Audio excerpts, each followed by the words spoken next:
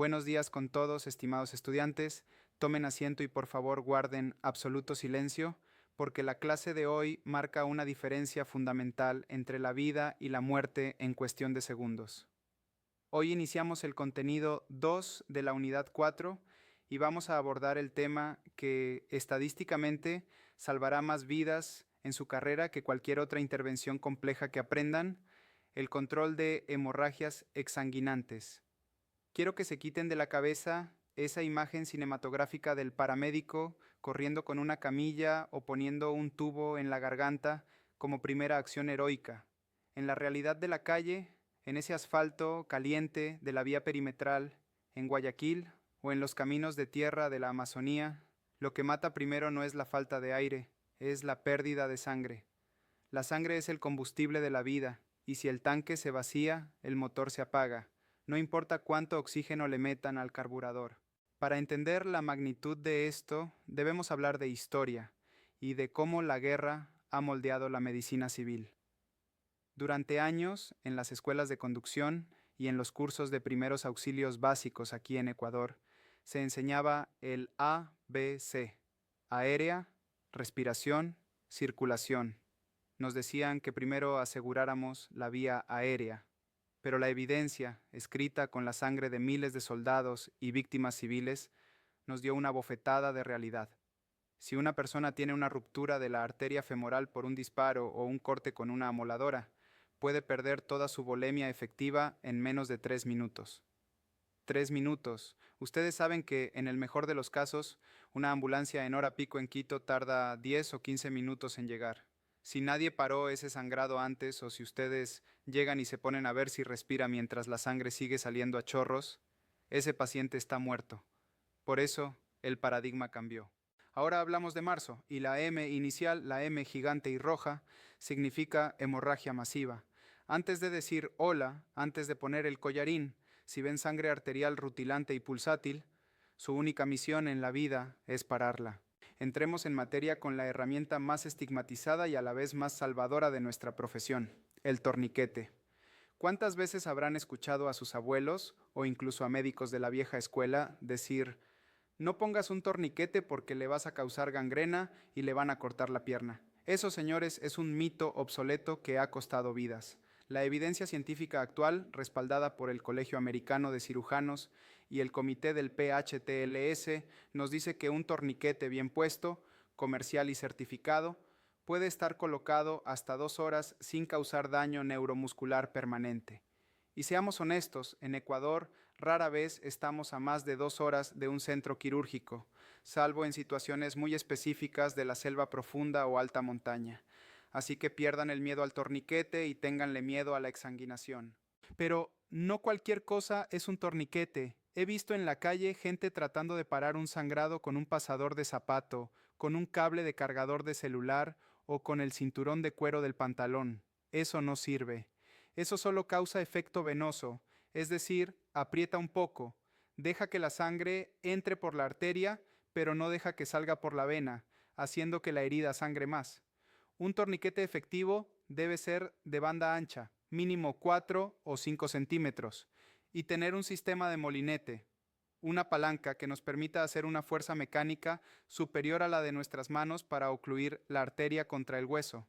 Estamos hablando de dispositivos como el CAT, Combat Application Tourniquet, o el SOFT. Ustedes, como tecnólogos, deben llevar uno en su uniforme, no en la maleta de la ambulancia, sino en su pierna o en su chaleco, accesible en segundos. La técnica es vital. Si llegan a una escena insegura, bajo fuego o con riesgo de derrumbe, y ven el sangrado en una extremidad, no pierdan tiempo buscando la herida exacta cortando el pantalón. Aplican el torniquete alto y apretado, lo más arriba posible en la extremidad, sobre la ropa, y aprietan el molinete hasta que el sangrado pare y, esto es clave, hasta que desaparezca el pulso distal. Si le ponen el torniquete en la pierna y todavía sienten el pulso en el pie, ese torniquete está mal puesto y el paciente se está muriendo más despacio, pero se está muriendo. Y una advertencia: duele, duele muchísimo. El paciente les va a gritar, les va a insultar, les va a intentar pegar. Ustedes tienen que ser firmes. Le va a doler, pero le va a salvar la vida. No aflojen el torniquete por lástima. La lástima en trauma mata. Ahora, ¿qué pasa si la herida no es en un brazo o una pierna? ¿Qué pasa si el disparo o la puñalada es en la ingle, en la axila o en la base del cuello? Ahí no pueden poner un torniquete. Esas son las zonas de unión, las junctional areas. Aquí entra otra técnica que requiere estómago y decisión: el empaquetamiento de heridas o wound packing. Imaginen una herida de bala en la ingle de un paciente en el suburbio. Hay un agujero pequeño, pero sale mucha sangre. Ustedes no pueden solo poner una gasita encima y pegar con cinta. Tienen que meter el dedo, literalmente. Tienen que localizar el punto exacto donde la arteria está rota en el fondo de la herida y aplicar presión directa sobre el hueso. Una vez que su dedo está tapando el dique, empiezan a meter gasa, pero no gasa común si es posible. Aquí hablamos de los agentes hemostáticos. Son gasas impregnadas con sustancias químicas como el caolín o el quitosano. El caolín es un mineral inorgánico que activa el factor 12 de la cascada de coagulación. Básicamente, acelera la formación del coágulo de forma artificial. El quitosano, derivado de la cáscara de los camarones, se vuelve pegajoso y sella la herida. Ustedes van metiendo esta gasa centímetro a centímetro, llenando toda la cavidad de la herida, haciendo una pelota compacta y dura dentro del cuerpo del paciente.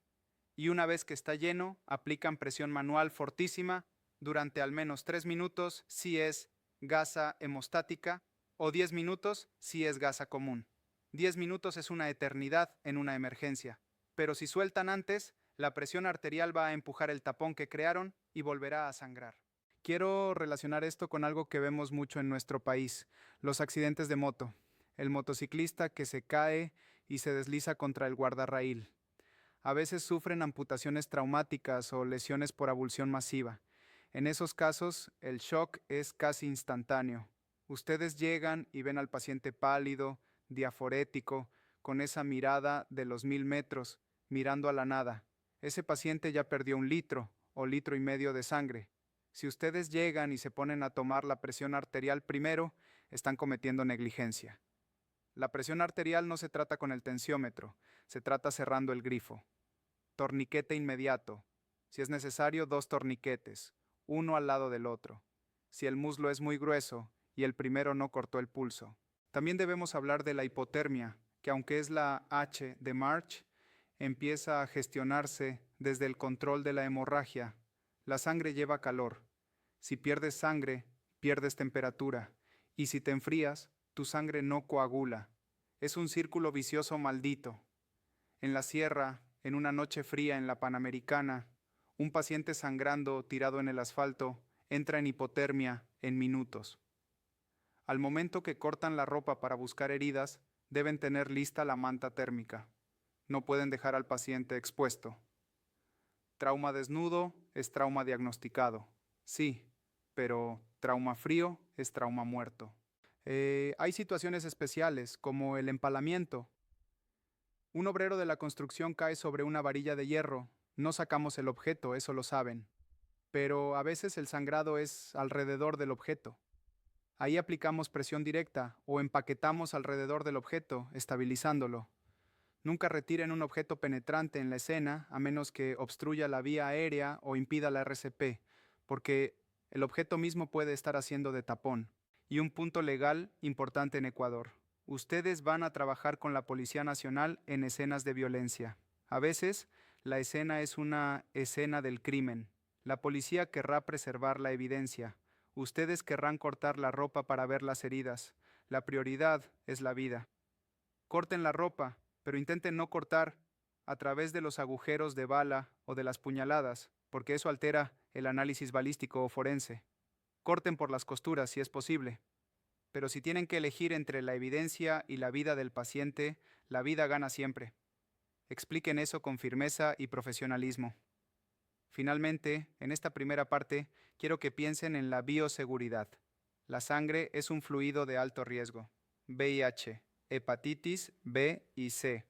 Cuando hay una hemorragia arterial, la sangre salpica, se nebuliza. Gafas de protección obligatorias. Mascarilla. Doble guante si es posible. No se conviertan en una segunda víctima por querer ayudar rápido sin protegerse.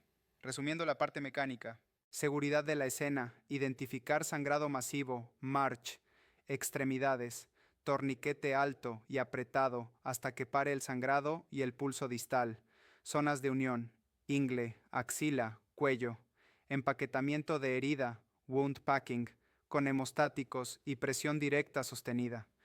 Nunca quitar un torniquete en el ámbito prehospitalario a menos que estén a más de 6 horas del hospital y tengan un protocolo específico de conversión, lo cual es raro en nuestro contexto urbano. Esta es la parte sucia y física del trabajo: meter los dedos en la herida, apretar hasta que el paciente grite, ver la sangre parar. Es brutal, pero es lo que funciona. En la siguiente hora vamos a hablar de lo que pasa dentro de las venas, de la reanimación metabólica y de por qué ponerle 2 litros de suero a este paciente es una pésima idea. Tómense un descanso.